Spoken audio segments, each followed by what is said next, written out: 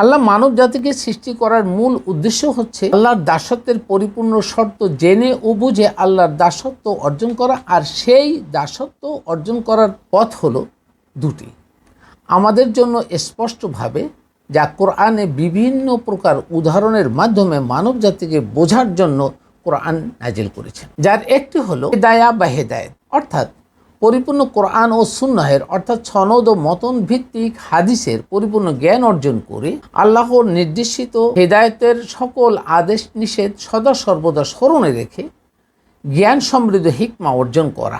দ্বিতীয়টি হলো ইবাদাহ অথবা আমল করা, রসুলের সুন্নাহ অনুসরণ করে কোরআনের নির্দেশিত সকল আমল পরিপূর্ণভাবে মেনে চলা।